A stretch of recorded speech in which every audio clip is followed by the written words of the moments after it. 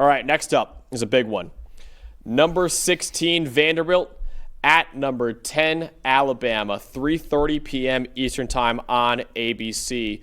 Really, can the Crimson Tide keep it rolling and get revenge on the Commodores? So, Alabama obviously started the year off with an embarrassing 31-17 loss to then unranked Florida State, but now they're back in the top 10 following a 24-21 road victory over Kirby Smart and 5th-ranked Georgia this past weekend. Now, the Crimson Tide will host ESPN's College Game Day as number 16 Vanderbilt is coming to Tuscaloosa with a perfect 5-0 record on the year. It also presents a chance for Alabama to exact revenge on Vanderbilt for last year's earth-shattering 40-35 Vanderbilt upset. Alabama was number 1 in the country entering that game, and they were favored by 24.5 points entering that game, and one of the biggest upsets we've seen in recent memory. And really, Dalton, if that game had gone Alabama's way, they would have been in the college football playoff. So it was a brutal loss for Alabama. But meanwhile, for the Commodores, they're looking to prove to the college football world that they're not just a Cinderella story like last year. They're legitimate college football playoff contenders this year too. I think if they were to win this game and start 6-0, there is a path to at least 10-2. A 10-2 Vanderbilt with the schedule and the wins they would have, they would go to the playoff. And I think this is the game now. If they can do it again, that proves that they are playoff contenders. And they have a lot of big games in the SEC after this. But, thinking back to that day last year, this same exact week last year, in a game that I don't think, did we preview that game last year? I don't even know if we previewed it last year. I don't think we did. Maybe we did. And you think about how much changed that day with Alabama, obviously with Vandy and Diego Pavia and the year that they had, the great year they had considering their usual standard, and then just what it did throughout the SEC and what it changed about Alabama around them at the top of the SEC. And even to this day, and the Oklahoma loss was bad too for Alabama, but to this day, it feels like Alabama is still trying to get over that Vanderbilt loss. And this is the day to try to get revenge. And really, if Alabama wins this game coming off a win over Georgia as well, then you talk about, okay, could they rebound from the Florida State loss and now maybe win the SEC? I think that's really the road. This is such a pivotal game for both of these teams. And Alabama, if they lose, they'll be at 2 losses already with more tough games to go. LSU and Auburn and everything else they always have. This is so much fun. I know Miami-Florida State's probably the biggest game of the week. I think this is the most fun game of the week. This is just spectacular. I can't wait for this game. We did not preview this game last year. I think you and I saw the 24.5 point spread, and wrongly were like, well, Alabama's taking Bears. We don't even talk about this game. But as Diego said, Vandy got turned. They got turned. Well, you actually have Diego Pavia in this game, who gave the Alabama defense a lot of issues in last year's 40-35 thriller. What should we know about him and the Commodores this go-around? So first, when you talk about Vanderbilt and Diego Pavia and Tim Beck and this offense, we know the usual, what we've known about this offense for the last 2 years, going back to the New Mexico State days. There's a ton of option football. They lean on the run game first and foremost to keep them on schedule. Diego Pavia, Cedric Alexander on the ground. That's what you get to keep you on schedule. Then you get the play-action pass off of that. You get so much motion, so many different looks, so many ways to manipulate linebackers. That was a big thing in this game last year, is that Deontay Lawson and Jahad Campbell, first-round pick Jahad Campbell, really had his worst game of the year against Vanderbilt because there's so much manipulation at both the first and the second level in the run game. So now I'm looking at this Vanderbilt team this year. I think they've got even more talent and obviously more experience. Their offensive line is better. Their new center, Jordan White, the Liberty transfer, is playing great.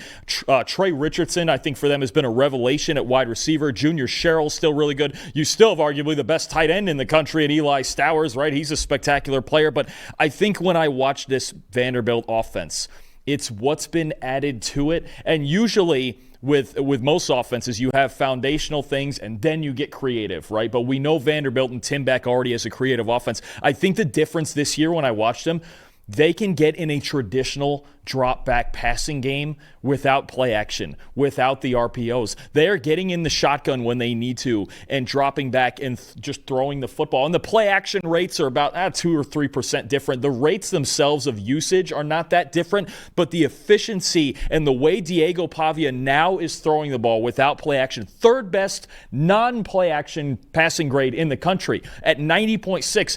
In the previous 3 seasons, he's never been above 80. Last year was an improvement, and he was at, I think, 79.4. Now he's at a 90. Now he's top 10 across the board as a drop back passer. They're dropping back. Even think about I know it's Virginia Tech, and they're not good, but they were on the road at Virginia Tech, down 20-10 at halftime, and they ripped off 34 straight points because they can do this now. They can just line up like any other spread offense, and they can throw the football. And other than the one bad interception he threw against South Carolina, which was just kind of unnecessary with a lead, other than that one throw, Pavia has been one of the best drop-back passers in the country, and that's new. So now you still have the creative run game, the option game, all the screens, all the weirdness you get with Tim Beck's offense. And when they need to, last year when you got Vanderbilt in 3rd and 7, 3rd and 8, you were like, man, they either got to get really creative or they're just not going to get this, right? This year, when this team is in 3rd and 7, 3rd and 8, they can just drop back, and Pavia can be a traditional quarterback, and they can drop back and run more classic concepts and throw the football.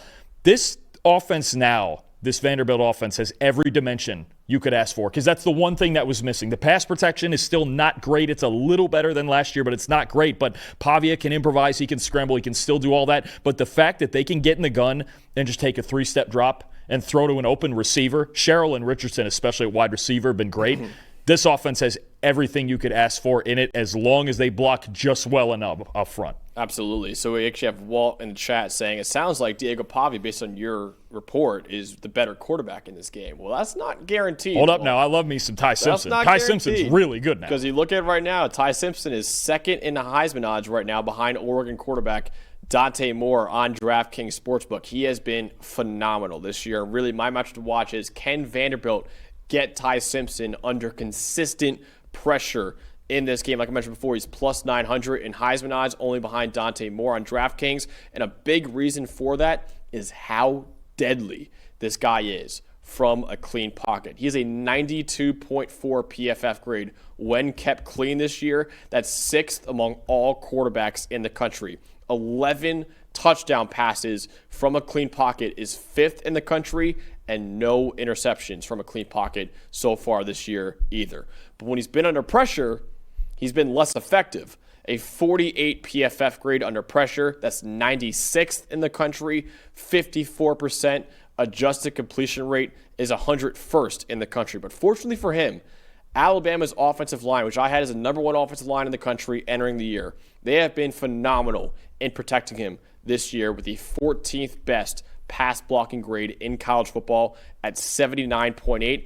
That includes a 93.6 pass blocking grade this past weekend against Georgia in a game where Ty Simpson dropped back 40 times and he was under pressure only 5 times on those 40 dropbacks against the Bulldogs. Vanderbilt could present some issues for Alabama's offensive line, though. Right now, they're 12th in pass rushing grade this year at 82.7. They're 19th in pressure rate this year at 37.6%. And they're also 13th in the nation in coverage grade this year, which is a little bit different than what we've seen from Vanderbilt teams before with a 90.4 coverage grade. So Ty Simpson might need to make some tight window throws under duress in this game. No, absolutely. I think Ty Simpson right now is the biggest reason that Alabama wins football games. I know their defense played better against Georgia last week. They still are struggling to rush the passer themselves. I think that's going to be the key is Ty Simpson. This really may get to be a scenario where Simpson has to outduel Pavia. Jalen Milroe couldn't do it last year. There was an early pick 6 in that game. Ryan Williams did pop off for one big play later in the game that kept Alabama in it. But I think Ty Simpson now, This is it doesn't seem like it should be a big game for him. I know every game in the SEC is big, but this is one he might have to get him through because Alabama also last year did not run the football well. And they didn't run it a whole lot because they fell behind, but they also didn't run the football very well in this game last year. So I think a little more balance would help them, a dominant effort from that offensive line, but Simpson has been fantastic. Yeah, absolutely. All right, Dalton, ultimately, will Vanderbilt shock the universe again and pull it off again, this time on the road, over a top 10 team in Alabama? Or will Alabama get revenge and prove why they're still a national title contender? You picked Alabama to win the national title preseason, too. I did. So I did. I'm guessing you're taking Alabama here. This is I know the spread is what it is again, and this time it's down to what, 10.5? 10.5, yeah. And it's probably on the screen there. Yeah, oh no, yeah, it sure is. So this game I think it's going to be a war. I really do. I don't think Vandy's going out easy. I think they have a better defense this year than they had last year. I think their receivers are better than and I think Diego Pavia is even better than he's ever been. The Alabama, you mentioned it, Ty Simpson could get him in a shootout too. He's been spectacular. He was great against Georgia last week. You could argue he was the best player on the field last week against Georgia. I just got a gut feeling, man. I know I went with Alabama as the title pick. I just got a feeling Pavia is going to pull off one. Wow. I think this is an all-out war. I think it's a shootout. I think even one mistake from either offense could go a long way. Alabama's lack of a pass rush, which didn't get any better last week against Georgia. It's a I believe they have the fourth lowest pass rush grade. Sixth worst. Yeah. Sixth worst in the Power Four? Yep. Sixth worst pass rush grade in the Power Four. Pavia is going to have time. The fact that they can drop back and just throw the football now, on top of, and the foundation is still going to be the run game, the option stuff. If Alabama, I'll tell you an unsung group of guys that needs to have they need to have a great game to win this game. Alabama's linebackers, Deontay Lawson, Justin Jefferson, Nakai Hill-Green. Those are the guys right there that have to make the difference in this game. Because Alabama, I think in the first quarter and a half last year in this game, I watched it again. They did a pretty good job staying disciplined with this option game. And they got frustrated as the game went on. They need to keep their cool in the front seven and play assignment disciplined football if they're going to win this. This game, man, I hate that spread. It started, I think, at 13 or so. I hate that spread. I think it's going to be a war. I think it's going to be a high-scoring game. I think Alabama's obviously got plenty of ammo on offense, but I'm riding with the Commodores, 35-31.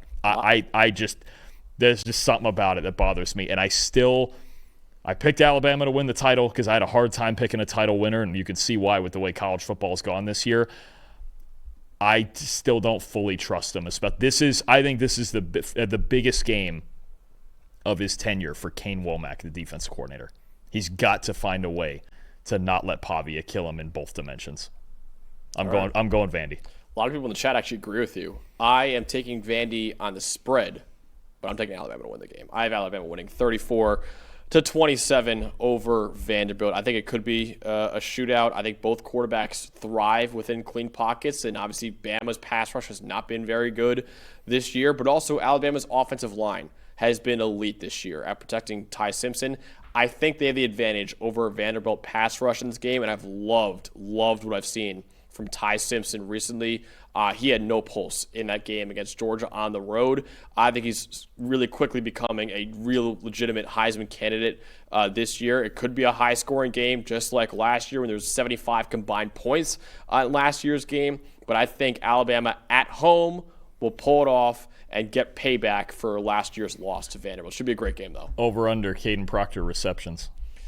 Hopefully over half. Over 1/2 reception. Maybe he scores this time. Difference in the game. Could be. Who knows? If you see him lined up there at tight end, look out. Yeah, that's an athlete. It was actually not a catch last week. It was a that's right. It was a backwards pass. You're right. All right. Well, I'll take over 1/2 carries for Caden Proctor. Oh, okay. Maybe we just hand it to him. Maybe down on the 1 yard line. Put him in the back. Put him in the backfield. Oh, that would man. rock. Oh man. Yeah. What a ball game that's going to be, though. And I think one way or the other, we're getting an all-out war in that. And I'll tell you, with the confidence they have from the win last year and just having Diego Pavia existing, Vandy, they're not going to be afraid of Bryant Denny. They're not worried about it. They're just going to go in there and play. So we have differed so far in the first two games. You had Cincinnati beating Iowa State. I had Iowa State beating Cincinnati. And then I had Bama beating Vanderbilt, and you had Vanderbilt beating Alabama.